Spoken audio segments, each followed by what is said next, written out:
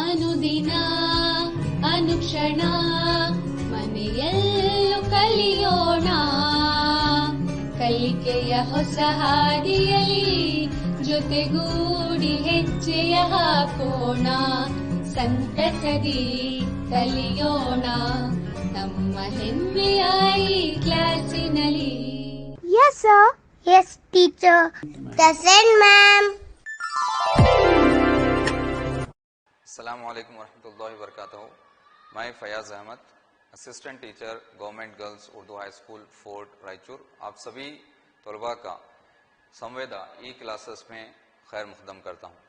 तो प्यारे बच्चों, हम आपकी 10वीं जमात की निसाबी किताब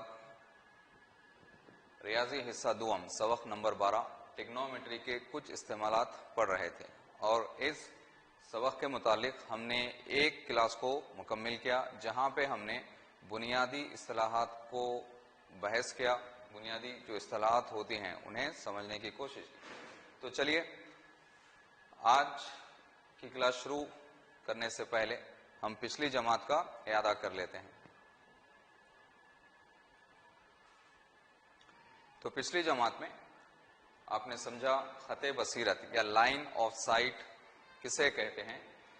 तो ये वो खत है जो किसी मुशाहिद यानी मुशाहिदा करने वाला की आंख से किसी शे जिसको मुशाहिद देख रहा है तक खींचा जाता है। और उसके बाद आपने समझा उफ़क़ी खत क्या होता है जिसे हम हॉरिजॉन्टल लाइन कहते हैं। तो ये वो खत होता है जो किसी मुशाहिद या मुशाहिदा करने वाली की आंख से जमीन की सतह से मुतवाज़ी खींचा जाता है। फिर हमने देखा ज़ाविया इर्तिफा क्या होता है। ज़ाविया इर्तिफा यानी वो ज़ाविया जो खते बसीरत उफ़क़ी खत से बनाता है जबकि बसीरत का नुक्ता उफ़क़ी लेवल के ऊपर होता है। और साथ में आपने सीखा ज़ाविया झुकाव क्या होता है। ये वो ज़ाविया है जो खते बसीरत उफ़क़ी खत से बनाता है जबकि बसीरत का नुक्ता उफ़क़ी लेवल के नीचे होता है।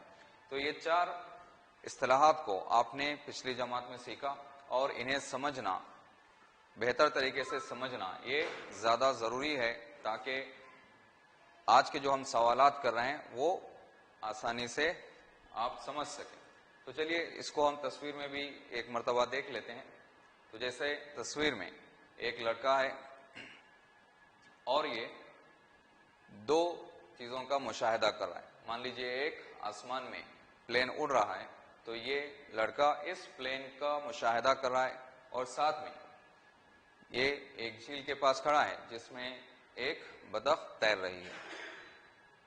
तो यहाँ पे ये लड़का इस प्लेन का मुशाहिदा कर रहा है और इस बतख का मुशाहिदा कर रहा है। तो ये अशिया कहलाती हैं बसीरत का नुक्ता, यानी यहाँ पे लड़का कहलाएगा मुशाहिद यानी मुशाहिदा करने वाला और ये प्लेन को देख रहा है तो ये प्लेन बसीरत का नुक्ता कहलाएगा।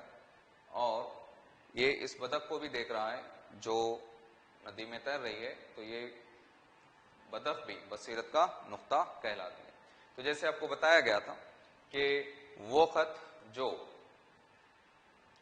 मुशाहिद जो होता है, जो मुशाहिदा करने वाला होता है, उसकी आंख से जमीन के मुतवाज़ी में खींचा जाता है, ये खत कहलाता है उफ़क़ी खत। उसी तरह वो खत जो मुशाहिद की आंख से है ना, मुशाहिदा करने वाली आंख से वो जिस चीज का मुशाहिदा कर रहा है उनको जोड़ने वाला जो खत होता है ये खत कहलाता है खते बसीरत या लाइन ऑफ साइट। इसी तरह और यहाँ पे जो खते बसीरत है ये उफ़क़ी खत से एक ज़ाविया बना रहा है जबकि यहाँ पे बसीरत का जो नुक्ता है उफ़क़ी खत के ऊपर है। तो ये ज़ाविया जो खते बसीरत उफ़क़ी खत से ऊपर बनाता है इस ज़ाविये को हम ज़ाविये इर्तिफ़ा कहते हैं या एंगल ऑफ एलिवेशन कहते हैं। ठीक उसी तरह अगर हम इस मुशाहिद की आंख से है ना जो बसीरत का नुक्ता है ना बतख है उसको जोड़ने वाला जो खत होता है यह खत कहलाता है खते बसीरत। ठीक, तो ये जो खते बसीरत है ये भी उफ़क़ी खत से एक ज़ाविया बनाता है जबकि खते बसीरत का नुक्ता उफ़क़ी लेवल से नीचे है और इस ज़ाविये को हम कहते हैं ज़ाविये झुकाव। या आसान जुबान में हम इस तरह समझ सकते हैं कि खते बसीरत जो उफ़क़ी खत के ऊपर जाविया बनाती है तो ये जाविया जाविया इर्तिफा कहलाता है, और खते बसीरत उफ़क़ी खत से नीचे जो जाविया बनाती है उसे हम जाविये झुकाव कहते हैं। यानी जब भी हम कोई ऊपर की चीज को देखते हैं, ठीक है, तो हमारी जो खते बसीरत होती है वो उफ़क़ी खत से जाविये इर्तिफा बना रही होती है, और जब हम कोई भी चीज नीचे रखी हुई चीज को हम देखते हैं तो जो खते बसीरत होती है और उसके लेवल से जो जाविया बना रही होती है वो जाविये झुकाव होता है। तो यहां तक हमने पिछली जमात में पढ़ा और इनको समझने की कोशिश की।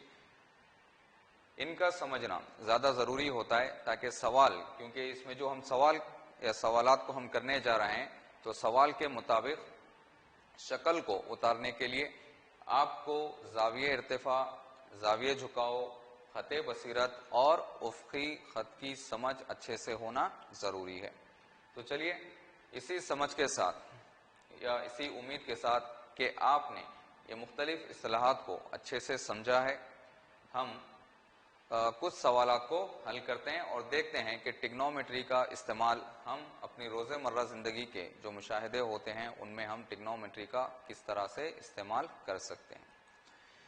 तो आज का पहला सवाल, एक टावर इंतसाबी तौर पर ग्राउंड पर खड़ा है। इंतसाबी मतलब सीधे उमूदी तौर पे ग्राउंड पे खड़ा है। ग्राउंड पर किसी नुक्ते से जो टावर के पाए से 15 मीटर के फासले पर है, टावर की चोटी का जाविया इर्तिफा 60 डिग्री है। टावर की ऊंचाई मालूम करना है। तो यहां पे एक टावर दिया गया है, ठीक है, जो इंतसाबी तौर पे यानी उमूदी तौर पे सीधे एक जमीन पर खड़ा है, ठीक है, और ग्राउंड पर किसी नुक्ते से जो टावर के पाए से 15 मीटर के फासले पर है, यानी इसी ग्राउंड पर या जमीन पर एक नुक्ता है, ठीक है, मान लीजिए यह नुक्ता सी है, तो ये नुक्ता इस टावर से 15 मीटर के फासले पर मौजूद है, 15 मीटर के फासले पे मौजूद है, माफ करना, ये पे 1.5 मीटर के फासले पर मौजूद है, ठीक है, और इस नुक्ते से इस टावर की जो चोटी है, चोटी यानी इसका ऊपरी जो हिस्सा है, यहां ठहरकर इसको देखने से जो जाविये इर्तिफा बन रहा है, जैसे आपको बताया गया, जब भी हम कहीं पे भी ठहरकर अगर हम कोई ऊपर की चीज को देखते हैं तो जो खते बसीरत होती है ना, वो उफ़क़ी खत से जो जाविया बना रहा होता है वो जाविये इर्तिफा कहलाता है। तो नुक्ते सी से इस टावर की चोटी को देखने पर, है ना, जो खते बसीरत होती है, ये खते बसीरत जमीन से 60 दर्जे का जाविया बना रहा है, ठीक है। तो हमें क्या मालूम करना है, इस टावर की ऊंचाई को हमें मालूम करना है, ठीक है। तो मान लीजिए टावर शक्ल में, जैसे मान लीजिए ए बी टावर है या ए बी टावर की ऊंचाई को जाहिर करता है, तो यहाँ पे हम लिख लेंगे टावर की जो ऊंचाई है ए बी, मान लीजिए ये h मीटर है, यानी टावर की जो हाइट है, ऊंचाई है, ये है h मीटर, ठीक है। और इस टावर से जो जमीन पे नुक्ता है उसका फासला दिया हुआ है 1.5 मीटर, ठीक है। सवाल में आप इसको सही कर लें, 1.5 की जगह ये 15 आ गया है, आप इसको 1.5 बनाएं, तो 1.5 मीटर, और साथ में जाविये इर्तिफा दिया गया है 60 डिग्री, यानी 60 दर्जे, यानी थीटा हम लिख सकते हैं 60 दर्जे का है, ठीक है। अब यहाँ पे हमें ट्रिग्नोमेट्री का इस्तेमाल करते हुए हमें इस टावर यानी ए बी का हाइट या उसकी ऊंचाई मालूम करनी है और पता करना है। तो अगर आप इस मुसल्लस को देखते हैं, है ना, यहाँ पे जो मुसल्लस बन रही है, तो ये एक कायम मुसल्लस है या कायमतुल जाविया मुसल्लस है, एक राइट एंगल ट्रायंगल है, ठीक है।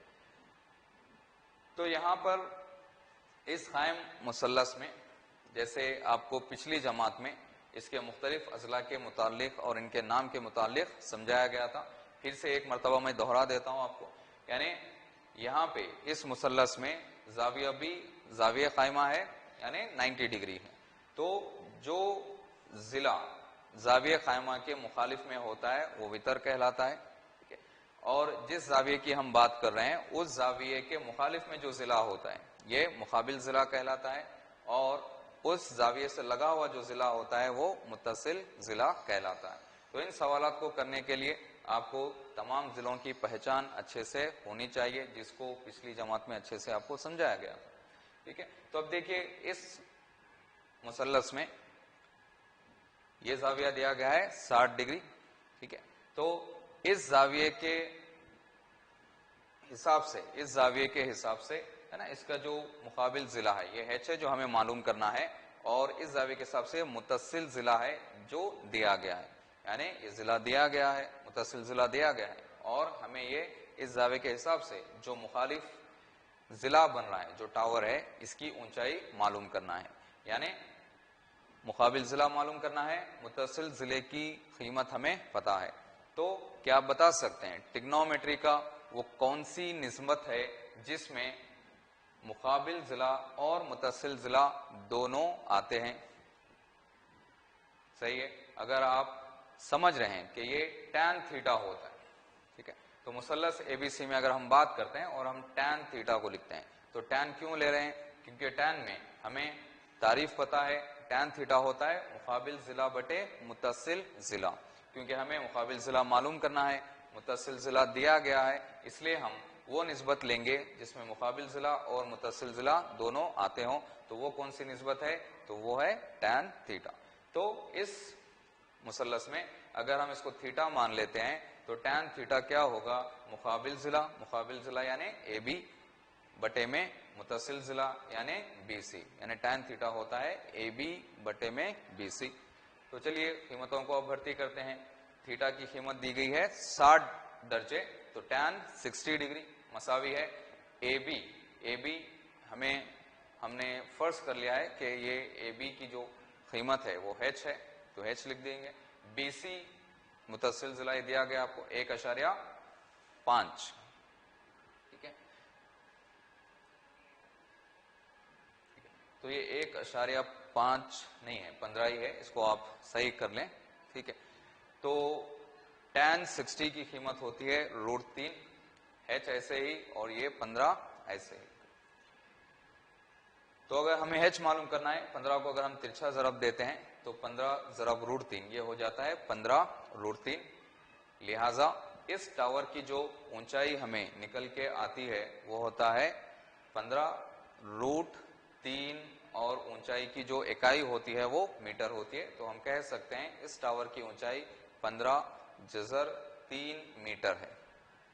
तो इस सवाल में आप करेक्शन कर लें, यहाँ पे BC यानी जो फासला दिया गया है असल में ये 15 है, ठीक है। यहाँ पे 1.5 गलती से प्रिंट हो गया है, तो आप इसे 1.5 को 15 कर लें और उसी हिसाब से आप इस सवाल को हल करें। तो उम्मीद करता हूं सवाल आपको और उसका हल अच्छे से समझ में आ गया होगा। तो चलिए अगला सवाल हम करते हैं। देखिए अगला सवाल दिया हुआ है कि एक इलेक्ट्रॉनिक मशीन को 5 मीटर ऊंचे बिजली के एक खंबे में हुई किसी खराबी को दूर करना है। यानी एक बिजली का खंबा है और उसकी ऊंचाई 5 मीटर की है, ठीक है, और उस खंबे में कोई खराबी को दूर करना है, और इस काम को अंजाम देने के लिए इस खंबे के ऊपरी हिस्सा से 1.3 मीटर नीचे पहुंचना है। खंबे की ऊंचाई है 5 मीटर और जो खराबी इसमें पाई गई है वो खंबे के ऊपर से 1.3 मीटर नीचे कोई बरखी आला लगा हुआ है जिसमें खराबी पाई गई है। तो उस नुक्ते तक पहुंचना है, और उसके लिए जो सीढ़ी लगाई जाएगी, जो सीढ़ी इस्तेमाल की जाएगी, तो उस सीढ़ी की लंबाई क्या होनी चाहिए जो उफ़क़ी खत से 60 दर्जे का जाविया बनाते हुए उस मतलूबा मुकाम तक पहुंचा दे, ठीक है। तो सवाल को अच्छे से समझ लीजिए। एक बिजली का खंबा है जिसकी ऊंचाई 5 मीटर है, और इस बिजली के खंबे में कोई बरखी आला में कोई खराबी को दूर करना है, यानी खराबी आ गई है उसे ठीक करना है, और उसको करने के लिए है ना, ये आला कहाँ लगा हुआ है? तो बरखी खंबे से ऊपर से 1.3 मीटर नीचे, है ना, वहां पे ये आला लगा हुआ है जहां पे बरखी आले को दुरुस्त करना है। तो उसके लिए एक सीढ़ी का इस्तेमाल किया गया। तो हमें मालूम करना है कि उस सीढ़ी की लंबाई क्या होनी चाहिए ताकि हम उस नुक्ते तक पहुंच सके जहां पे ये खराबी, आले में खराबी पाई जाती है। ठीक है, और साथ में हमें यह भी मालूम करना है कि वो खंबे के पाए से सीढ़ी का पाया कितनी दूरी पर रखा जाए। तो चलिए इसको शक्ल में और बेहतर तरीके से हम समझते हैं। तो जमीन पर ये बिजली का खंबा है, ठीक है, और इस बिजली के खंबे की लंबाई दिया गया है सवाल में 5 मीटर है, और यहां पे एक आला लगा हुआ है जिसमें खराबी आ गई है और उसे ठीक करना है, और ये आला बिजली के खंबे का जो ऊपरी सरा है उससे कितनी नीचे है, 1.3 मीटर नीचे है। तो यहाँ पे इस आले को दुरुस्त करना है। तो इसको दुरुस्त करने के लिए, है ना, एक सीढ़ी का इस्तेमाल किया गया। तो हमें मालूम करना है कि इस सीढ़ी की लंबाई कितनी होनी चाहिए ताकि जो इलेक्ट्रीशियन है, काम करने वाला है, वो इस नुक्ते तक पहुंच सके। और साथ में दिया गया है कि ये जो सीढ़ी है जमीन से 60 दर्जे जाविया बना रही है, ठीक है। और साथ में हम ये भी मालूम करना है कि ये सीढ़ी का जो पाया है इस खंबे के पाए से कितनी दूर इसे रखना चाहिए ताकि ये इस नुक्ते तक पहुंच सके। तो खंबे की लंबाई, टोटल लंबाई, जुमला लंबाई 5 मीटर है, और इलेक्ट्रीशियन जो है उसे यहां पहुंचना है, यानी खंबे के सरे से कितने नीचे, 1.3 मीटर नीचे यहां पर पहुंचना है। तो इस नुक्ते की लंबाई जमीन से कितनी होगी, यानी हाइट कितना होगा, तो ये 5 में से 1.3 अगर हम तफरीक कर लेते हैं तो हमें आता है 3.7, यानी इस नुक्ते का जो मुकाम है जमीन से कितनी ऊपर है, 3.7 मीटर पे। तो चलिए इसी शक्ल को और एक टाइम दोबारा हम आसानी से उतारते हैं, है ना, उसको और एक टाइम ड्रॉ करते हैं। तो यहाँ पे पीबी खंबा है जिसकी लंबा ऊंचाई दिया गया है 5 मीटर है, और जो इलेक्ट्रीशियन है उसे पहुंचना है इस खंबे का जो ऊपरी सिरा है उससे 1.3 मीटर नीचे पहुंचना है जहां पे जो बरखी आला है उसमें खराबी आई है। तो बखिया जो खंबे की ऊंचाई है जहां पे इलेक्ट्रीशियन को पहुंचना है, तो ये कितना होगा, 5 में से 1.3 को अगर हम तफरीक कर लेते हैं तो हमें यहां हासिल होता है 3.7 मीटर, ठीक है। और यहाँ पे एसी सीढ़ी की लंबाई है जो हमें मालूम करना है, और साथ में दिया गया है कि ये सीढ़ी जमीन के साथ 60 दर्जे जाविया बनाती है, ठीक है। तो फर्ज कर लीजिए कि खंबे की वो ऊंचाई जहां इलेक्ट्रीशियन को पहुंचना है ना, इलेक्ट्रीशियन को पहुंचना है, तो ये ऊंचाई जैसे हम शक्ल में पहले ही कैलकुलेट कर चुके हैं, ये है 3.7। तो यहाँ पे ए बी खंबे की वो ऊंचाई है जहां पे इलेक्ट्रीशियन को पहुंचना है, और ये ऊंचाई है 3.7 मीटर, ठीक है। और सीढ़ी की लंबाई, जो सीढ़ी हमने इस्तेमाल की, तो शक्ल में एसी सीढ़ी को जाहिर करती है, इसकी लंबाई हमें मालूम करना है। और बीसी यानी सीढ़ी का जो पाया है वो खंबे से कितनी दूरी पर है, ये पाए का फासला भी हमें मालूम करना है, ठीक है। तो चलिए इसी शक्ल को और एक मर्तबा मैंने लिखा है यहाँ पे, ठीक है, इतनी ही शक्ल को, है ना, इसको हम और एक मर्तबा यहाँ पे, ठीक है। तो यहाँ पे एसी सीढ़ी है, वही शक्ल जो हमने पिछली स्लाइड में हमने ली थी, ठीक है। इसी शक्ल को दोबारा यहाँ पे, ये वाली, तो ये जो मुसल्लस है इसको हम लेते हुए हमें क्या मालूम करना है, एसी जो सीढ़ी को जाहिर करती है ना, इसकी लंबाई कितनी होनी चाहिए और इसका जो पाया है खंबे से कितनी दूरी पे होना चाहिए, ये हम मालूम करेंगे। तो देखिए यहाँ पे जाविया दिया गया है, इस जाविये के हिसाब से ये जिला है ना, इस जाविये के हिसाब से ये जिला उसका मुकाबिल जिला कहलाएगा, और ये जिला मुतसिल जिला कहलाएगा, और ये वितर कहलाएगा। तो यहाँ पे हमें मुतसिल जिले की लंबाई मालूम करना है, यानी बीसी मालूम करना है ना, और साथ में हमको एसी भी मालूम करना है। तो यहाँ पे मुसल्लस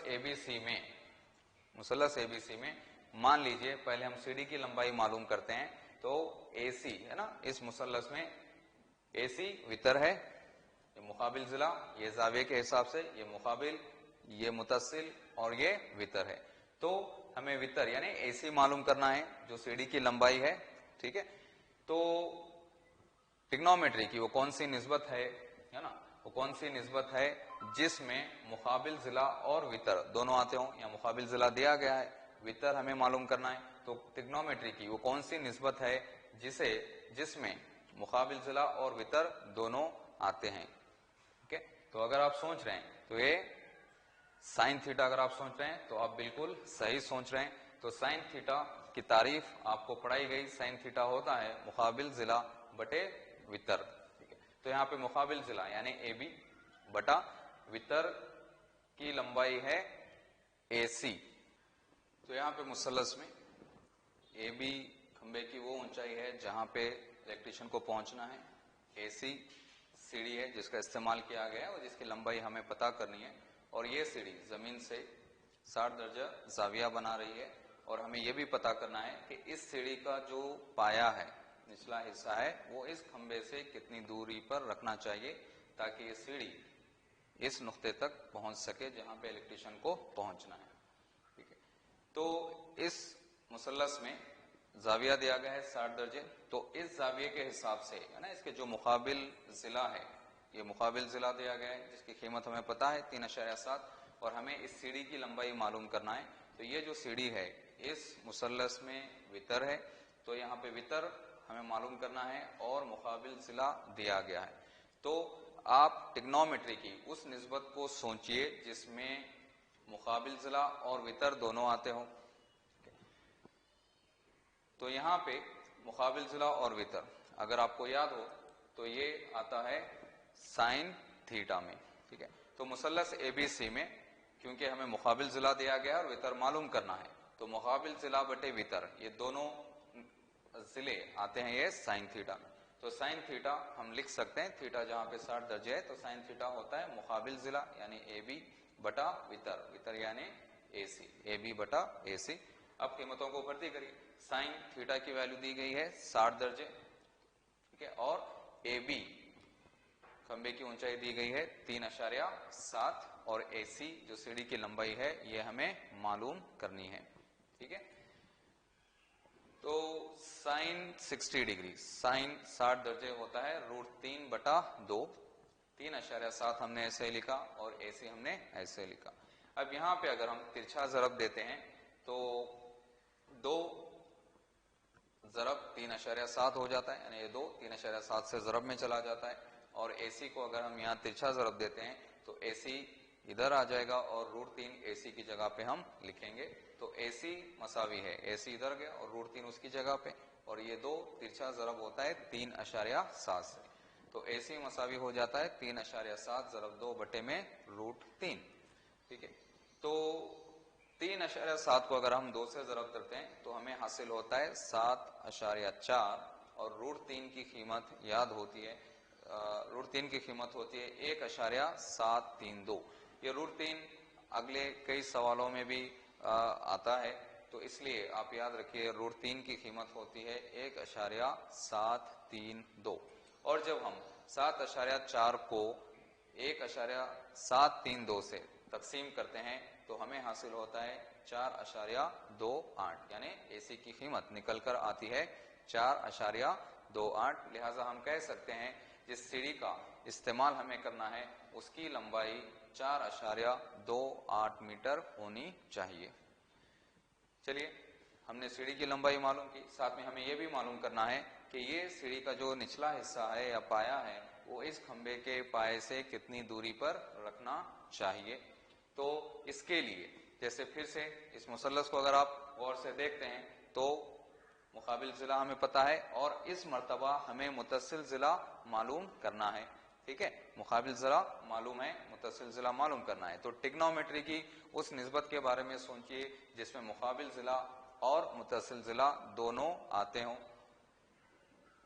तो अगर आपने सोच लिया है ना, अगर आपने सोचा है कि tan थीटा है तो आपने बिल्कुल सही सोचा है कि tan थीटा क्या होता है, मुकाबिल जिला बटे मुतसिल जिला होता है। यहाँ पे मुकाबिल जिला AB है और मुतसिल जिला BC है। तो tan थीटा AB बटा BC होता है और थीटा की कीमत दी गई है 60 दर्जे और AB की कीमत 3.7 और BC हमें मालूम करना है। तो tan 60 डिग्री कितना होता है, √3, जैसा 3 होता है 3.7 ऐसे ही बटे में BC। अगर हम यहाँ पे तिरछा ज़रब देते हैं BC इधर आ जाएगा, लेफ्ट साइड आ जाएगा और √3 उसकी जगह पे आ जाएगा बटे में, यानी BC आ जाएगा हमको 3.7 बटे में √3। ठीक है, और √3 की कीमत अभी हमने इस्तेमाल की थी, √3 की कीमत होती है 1.732। तो अगर 3.7 को हम 1.732 से तकसीम करते हैं तो हमें जो कीमत हासिल होती है वो है 2.14, यानी BC की कीमत हमें हासिल होती है 2.14। लिहाजा हम कहते हैं कि खंबे से जो सीढ़ी का पाया है उसका फासला 2.14 मीटर होना चाहिए।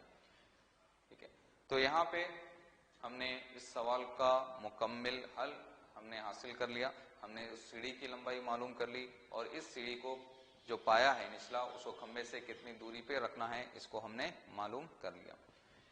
तो चलिए अगले सवाल की तरफ हम जाते हैं। तो तीसरा सवाल है 1.5 खत की एक लड़की एक चिमनी से 28.5 मीटर दूर फासले पर खड़ी है।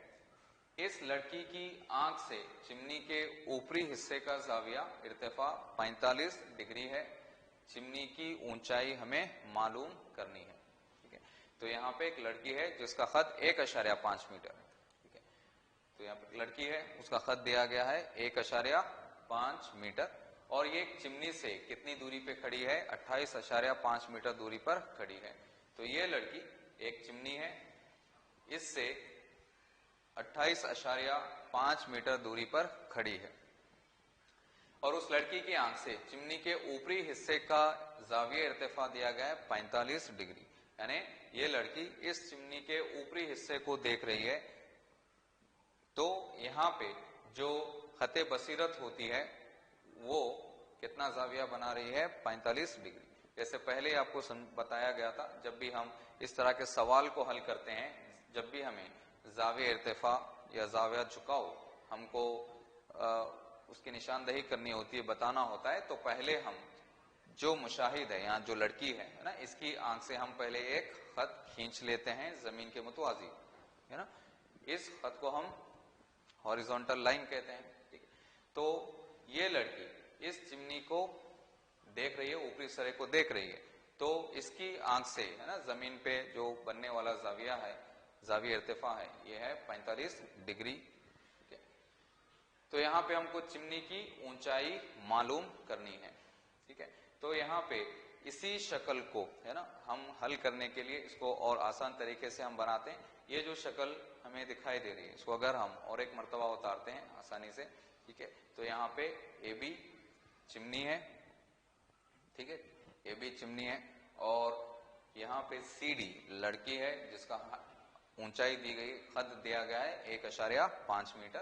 तो हम यहाँ पे इसकी आंख से हमने एक हॉरिजॉन्टल लाइन हमने यहाँ पे खींची है और ये जो खते बसीरत है वो कितना जाविया बना रही है, 45 डिग्री बना रही है। ठीक है, तो चलिए इस शक्ल में CD हमने लड़की का खत को हमने CD से जाहिर कर रहे हैं। CD यहाँ पे लड़की के खत को जाहिर करता है जो दिया गया है 1.5 मीटर और शक्ल में आप देख सकते हैं CD किसके मसावी होगा, EB के मसावी, यानी CD अगर 1.5 है तो EB भी 1.5 मीटर होगा, क्योंकि ये शक्ल कौन सी है, मुस्ततिल शक्ल है और मुस्ततिल में जो मुकाबिल जिले होते हैं वो आपस में मसावी होते हैं। ठीक है, तो ये CD लड़की को जाहिर करता है, लड़की के खत को जाहिर करता है जो 1.5 मीटर है। तो CD किसके मसावी होगा, EB, ये भी 1.5 मीटर होगा और चिमनी की जो ऊंचाई है जिसे हमने AB से जाहिर कर रखा है, AB चिमनी की ऊंचाई को जाहिर करता है। तो ये चिमनी की जो ऊंचाई है AB को हम AE जमा EB भी लिख सकते हैं, यानी टोटल ऊंचाई AB को हम AE जमा EB लिख सकते हैं। और यहाँ पे AE की कीमत हमें पता नहीं है, ईबी की कीमत 1.5 है। तो चिमनी की ऊंचाई हो गई AE जमा 1.5। चिमनी से लड़की की दूरी है ना, लड़की इस चिमनी से कितनी दूरी पे खड़ी हुई है? 28.5 मीटर। ये सवाल में आपको दिया गया है। और शक्ल से हमें यह भी पता चलता है CB किसके मसावी है? ED के मसावी है, यानी क्योंकि मुस्ततील है, मुस्ततील के मुकाबिल जिले है। अगर ये जिला 28.5 मीटर है तो ये जिला भी 28.5 मीटर होगा। ठीक है, तो अब इस मुसल्लस में कायम जाविया मुसल्लस की अगर हम बात करते हैं तो यहाँ पे देखिए हमें इस जाविये के हिसाब से ये मुकाबिल जिला हो गया और ये मुतसिल जिला हो गया। हमें क्या मालूम करना है? हमें AE की लंबाई मालूम करना है, AE की कीमत मालूम करना है, जबकि यहाँ पे मुतसिल जिला है ना 28.5 दिया गया है। तो हमें ऐसी ट्रिग्नोमेट्री की निस्बत लेनी है जिसमें मुकाबिल जिला और मुतसिल जिला दोनों आते हो। तो हमें पता है कि ट्रिग्नोमेट्री की निस्बत जिसमें मुकाबिल जिला और मुतसिल जिला दोनों आते हैं वो है tan थीटा।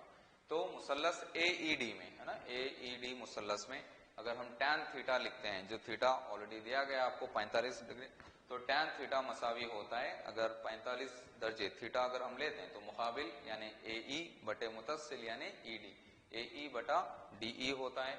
और यहाँ पे थीटा वैल्यू दी गई है, थीटा की कीमत दी गई है 45 दर्जे, AE हमें पता करना है और ED दिया गया है 28.5। tan 45 ये की कीमत होती है 1, AE ऐसे ही 28.5 ऐसे ही। तो तिरछा अगर हम जरब देते हैं तो 28.5 को 1 से जरब देते हैं तो हमें 28.5 ही हासिल होता है, AE वैसे ही, यानी AE की कीमत हमें आती है 28.5। तो ये कीमत आ गई 28.5, ये कीमत है 1.5। अगर दोनों कीमतों को हम जमा करते हैं तो चिमनी की लंबाई हमें हासिल होती है। लिहाजा चिमनी की जो ऊंचाई है जिसको हमने लिखा था AE जमा 1.5 होता है, AE जमा 1.5 और AE की कीमत 28.5 जमा 1.5 और दोनों को जमा करते हैं तो हमें हासिल होता है 30 मीटर, यानी चिमनी की जो लंबाई है ये हमें हासिल होती है 30 मीटर। ठीक है, तो उम्मीद करता हूं 2-3 सवालात हमने आज जो बहस किए आपको समझ में आए होंगे। जैसे आप ये भी जान गए होंगे कि जो खते बसीरत है या जाविया इर्तिफा है, जाविया झुकाव है ना, उनको समझना कितना जरूरी है ताकि सवाल के मुताबिक आप शक्ल उतार सकें। अगर आप शक्ल सही उतारते हैं तो उसके मुताबिक सवाल को हल करना बड़ा आसान होता है। तो आज हम अपनी क्लास को यहीं पे रोकते हैं, यहीं पे हम खत्म करते हैं। अगली क्लास में और सवालों के साथ इंशाल्लाह हम इस सबक को आगे बढ़ाएंगे। तब तक मुझे इजाजत दीजिए, शुक्रिया। अनुदिना अनुक्षणा